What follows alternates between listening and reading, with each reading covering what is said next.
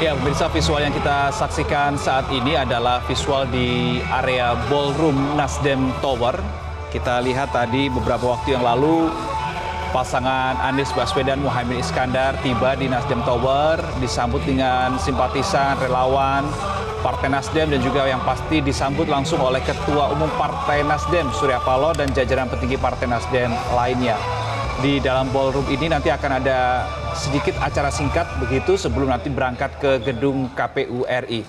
Sambil menunggu jalannya acara pidato, kita akan berbincang sebentar sedikit dengan Kang Ade. Bagaimana Kang Ade melihat setelah dari PKS kemudian PKB sekarang tiba di Partai Nasdem, apa yang Anda lihat atau Anda analisa suasana situasinya bagaimana Kang Ade?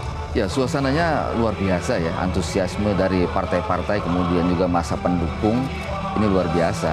Saya kira ini juga menjadi kunci ya untuk menapaki perjuangan lebih lanjut ya. Ada 3 hal yang saya kira bisa menjadi kunci ya kemenangan. Pertama, soliditas partai pengusung. Soliditas partai pengusung saya lihat makin solid ya kalau kita lihat dari bagaimana pergerakan di bawah, baik itu acara yang dilakukan oleh PKS dengan jalan sehatnya, kemudian dengan PKB dan dengan Nasdem, ini kan luar biasa masyarakat ikut serta di dalamnya. Kemudian yang kedua, soliditas yang pertama. Kemudian yang kedua adalah strategi pemenangan juga harus jitu ya. Strategi pemenangan harus betul-betul membumi ya. Jangan main pada gimmick-gimmick ya, apalagi drama ya. Jadi saya kira isu mengenai kesejahteraan, keadilan, kemudian juga sektor ekonomi UMKM, ini saya kira juga strategi yang menurut saya bisa ditangkap oleh publik nantinya. Kemudian yang lain adalah yang paling penting strateginya mesti tepat ya. Kemudian yang lain bagaimana misalnya mencitrakan bahwa pasangan ini pasangan paket komplit, tidak hanya kesannya agamis tetapi juga unsur nasionalis juga harus diperkuat. Jadi nasionalisme religius ini sama-sama harus kuat ya, dibangun brandingnya oleh pasangan Amin ini. Tapi tadi kalau kita melihat kedatangan Anies Baswedan kemudian Muhaimin Iskandar di Nasdem Tower, seakan mereka datang bukan di tempat yang asing begitu ya. Mereka sangat disambut dengan hangat. Kemudian Gus Muhaimin tadi ketika menuju ke ballroom tadi kita lihat berbincang, bersenda gurau di situ dengan Ketua Umum Partai Nasdem Surya Paloh. Ini menandakan hubungannya cair, bahkan ini sangat sebelum mendaftarkan diri ke KPU suasana cair, kemudian sangat kekeluargaan. Itu yang saya maksud di sini, Kang Ade. Betul, saya kira hubungan antara Pak Surya Paloh dengan Pak Anies Baswedan dengan Gus Imi ini bukan hubungan hari ini. Hubungan mereka sangat panjang sekali, misalnya dengan Anies Baswedan. Anies Baswedan ini kan sejak Nasdem menjadi ormas. Ini kan antara Pak Surya dengan Pak Anies kan memang orang-orang yang menciptakan ormas Nasdem ya, orang-orang pertama seperti itu. Ini pendiri lah. Deklarator ya. Deklarator, betul. Jadi hubungannya sudah sangat lama sekali. Kemudian misalnya dengan Gus Imin ini kan dulu kan pernah bekerja dengan Surya Paloh ya, dengan Mbak Surya ya. Misalnya Pak, dulu Gus Imin ini bekerja di tabloid Detik ya, kalau nggak salah bagian litbang ya. Nah itu dulu ya di kantor masih di kantor yang sini di gondang dia ya.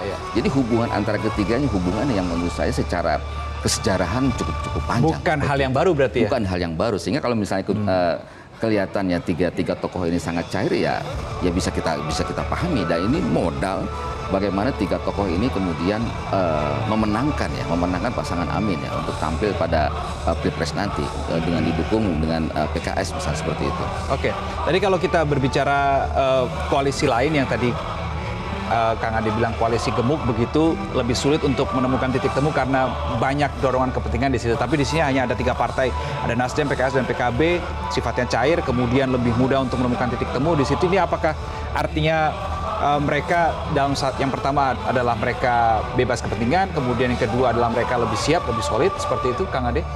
Ya, yang pertama adalah konsolidasi di internal ya. Ini sudah sangat solid ya. Kemudian di lapis grassroots juga mereka memiliki pendukung yang sangat solid ya. Loyalisnya juga cukup tinggi di situ. PKS misalnya itu militansinya itu sangat dahsyat gitu loh. Kemudian juga PKB dengan grassroots di lapis Nahdi ini juga sangat kuat ya. Nasdem di kalangan nasionalis ini juga sangat kuat.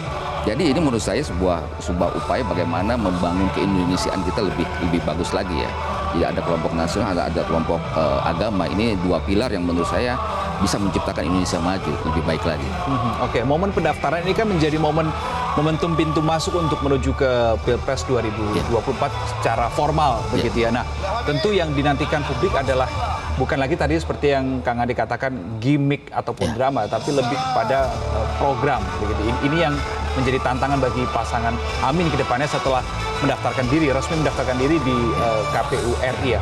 Kira-kira program yang seperti apa yang lebih dibutuhkan oleh masyarakat terkini begitu ya, bukan hanya masyarakat di tingkatan tertentu tapi semua lapisan masyarakat. Isu apa, Kang Ade? Ada 2 hal yang menurut saya lebih strategis ya. Pertama ada pengembangan sumber daya manusia ya.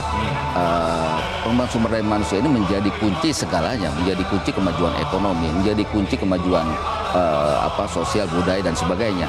Inilah saya kira pengembangan sumber daya manusia harus lebih diutamakan. Kemudian yang kedua adalah pengembangan ekonomi. Pengembangan ekonomi saya kira terutama yang UMKM ini harus menjadi prioritas ya, karena PDB kontribusinya pada PDB sangat besar 60%.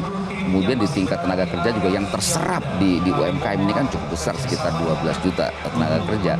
Jadi 2 hal ini saya kira menjadi kunci ya, bahwa apa yang dilakukan oleh Pak Jokowi dengan infrastruktur ini juga sangat bagus ya. Namun demikian pembangunan infrastruktur juga tidak boleh jor-joran ya.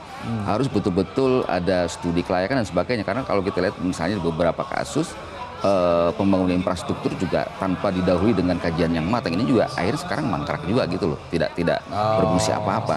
Jadi saya kira kedepannya strategi pembangunan yang dilakukan adalah mesti strategi yang memang harus dengan kajian yang matang, ada kajian akademis, para pemangku kepentingan diundang untuk berbicara, ada diskusi publik di situ. Nah ini saya kira strategi seperti inilah yang bisa bagaimana nantinya ketika misalnya pasangan Amin ini terpilih, ini bisa membawa Indonesia lebih baik lagi seperti itu. Oke. Nah, menjadi pertanyaan berikutnya adalah ketika misalkan menyambung statement Kang Ade, seandainya nanti pasangan Amin yang terpilih nanti di Pilpres 2024, salah satu hal juga yang juga tidak boleh untuk kita lupakan adalah faktor untuk merangkul. Merangkul, kemudian jangan sekarang kita tahu bahwa sepanjang sejarah ini pada saat pemilihan ini pasti ada karena fanatisme begitu ya. Ini kan harus ketika ini sudah selesai, ini harus dikumpulkan lagi, harus dirangkul lagi. Nah, bagaimana Anda melihat pasangan Amin kira-kira nantinya jika terpilih bisa melakukan hal itu tidak? Ya saya kira harus menyatukan Indonesia ya, menyatukan Indonesia meskipun katakanlah nanti lewat Pilpres ini banyak pendukung ini segala macam, pendukung Prabowo, pendukung Ganjar misalnya. Tapi ketika mereka menang, mereka harus menyatukan Indonesia. Dan yang paling penting Reno, bagaimana keindonesiaan itu harus lebih kuat lagi, karena tantangan keindonesiaan kita ini sekarang di era sosial media, era komunikasi yang begitu luas bisa diakses, paham-paham transnasional yang mengoyak keberagaman kita ini sudah mulai nyata. Misalnya dari beberapa penelitian survei, misalnya tingkat intoleransi, radikalisme ini kan juga menguat. Ini saya kira juga tantangan. Radikalisme misalnya ini kan paham-paham dari luar gitu loh. Karena kalau kita lihat dari akar bangsa Indonesia ini kan akar keberagaman. Kita dari Sabang sampai Merauke hingga Pulau Rote ini kan Indonesia ini hadir karena keberagaman ini, berbagai suku, berbagai agama, adat istiadat dan sebagainya. Ini kan menyatukan Indonesia dengan Sumpah Pemuda itu. Dan ini saya kira juga ke depan komitmen kebangsaan ini harus betul-betul ditampilkan oleh pasangan Amin lebih kuat lagi seperti itu, bukan pada kelompok-kelompok tertentu misalnya. Ini saya kira juga agenda yang paling penting ya, untuk dihadirkan dan untuk diyakinkan kepada publik bahwa pasangan yang memang membawa Indonesia kepada keberagaman yang lebih kuat lagi, yang lebih solid lagi, dengan merangkul semua kekuatan, merangkul semua elemen masyarakat. seperti itu. Oke, kalau kita mengingat beberapa waktu lalu Partai Nasdem, Pak Surya Paloh juga sempat mengatakan bahwa tidak lagi memainkan untuk menghindari politik-politik identitas. Yang kita mainkan adalah politik gagasan, politik kebangsaan, itu yang diinginkan. Tetapi kalau kita melihat upaya-upaya dari pihak-pihak tertentu, kita tidak tahu siapa dan kita juga tidak mau menuding. Ya. Tetapi masih ada upaya untuk melekatkan identitas tertentu kepada figur Anies Baswedan. Nah ini bagaimana kita bisa berpolitik secara kebangsaan, bagaimana kita berpolitik secara gagasan, beradu ide, kalau di sisi lain masih ada pihak-pihak tertentu yang ingin bermain di sisi itu, Kang Ade. Ya saya kira begini, hakikat dari sebuah kontestasi, ya, hakikat dari sebuah persaingan harus kita yakini, harus kita betul-betul sadari bahwa ketika kita ingin meraih sebuah tujuan, ini pasti ada pihak-pihak lawan yang ingin mengganggu kita. Gitu loh. Itu saya kira yang harus dipahami. Oleh karena itu saya kira tidak perlu terpengaruh ya dengan berbagai semburan-semburan hoax, kemudian post-truth dan sebagainya ya, yang kemudian dilekatkan pada Anies Baswedan. Saya kira berjalan saja dengan sebuah agenda perubahan ya, berjalan dengan agenda keberagaman yang lebih kuat lagi. Jadi itu harus ditujukan. Karena tetapi di sisi lain juga saya kira juga tim cybernya dari pasangan Amin juga harus bekerja, jangan kemudian menyerah, jangan kemudian melemparkan silakan masyarakat menilai, tidak. Ini mesti ada upaya juga bagaimana melakukan upaya counter. Tetapi yang paling penting lagi agar strategi pemenangan ini tidak menjadi pemadam kebakaran, harus diciptakan adalah produksi konten yang baik gitu loh. Yang baik, yang menginspirasi, yang jauh ke depan bagaimana bangsa ini harus dijaga secara bersama-sama gitu loh, dengan berbagai kekuatan yang ada. Saya kira upaya untuk menciptakan konten-konten yang baik ini harus dimunculkan, di samping kemudian konter-konter itu juga sangat-sangat perlu. Seperti itu saya kira. Oke, bagaimana kemudian pembagian tugas, Kang Ade, yang sebaiknya dilakukan ya begitu di internal koalisi dari segi kepartaian ataupun dari segi figur? Kalau kita melihat pasangan ini kan ada dua ya. Faktor parpol pengusung, di situ ada Nasdem, PKS, PKB, dan faktor figur di situ ada Anies dan juga Muhaimin. Membagi tugasnya supaya bisa menjangkau lebih luas untuk menggapai atau menjangkau masyarakat itu seperti apa menurut Anda? Ya saya kira mesti ada pembagian tugas ya dalam kampanye misalnya. Tugas saya kira Muhaimin yang utama itu adalah meyakinkan ya Mas Nahdien untuk memilihnya ya. Karena kalau kita lihat dari berbagai survei misalnya, mereka mengatakan, lembaga survei itu mengatakan bahwa ada sekitar 80 juta orang yang mengaku NU. Orang yang mengaku terafiliasi dengan NU. Ya. Nah artinya kan 80 juta ini sangat-sangat signifikan ya. Kalau dari daftar pemilih mungkin sekitar 41%. Dan ini harus harus diraih oleh Muhaimin Iskandar, oleh Caimin ya. Nah ini saya kira harus dijaga secara taktis, bagaimana kemenangan ini harus betul-betul dilakukan berbagai cara, bagaimana Nahdien ini tidak kemana-mana. Karena memang kalau kita lihat dari pasangan Ganjar Pranowo Mahfud MD ini kan sama juga, bagaimana pasar NU ini betul-betul diperhatikan gitu, betul-betul diperebutkan seperti itu. Tinggal kita nunggu yang koalisi Prabowo ini seperti apa, apakah masih mau ngambil NU yang asli atau NU naturalisasi seperti itu. Baik, Kang Ade Alawi, anggota Dewan Redaksi Media Group, terima kasih sudah berdiskusi bersama kami di Breaking News Metro TV kurang lebih selama 1 jam lebih. Semoga kita ada waktu berdiskusi di lain kesempatan, Kang Ade. Terima kasih, selamat pagi. Dan pemirsa, kita akan segera menuju ke Nasdem Tower untuk mengikuti acara di sana.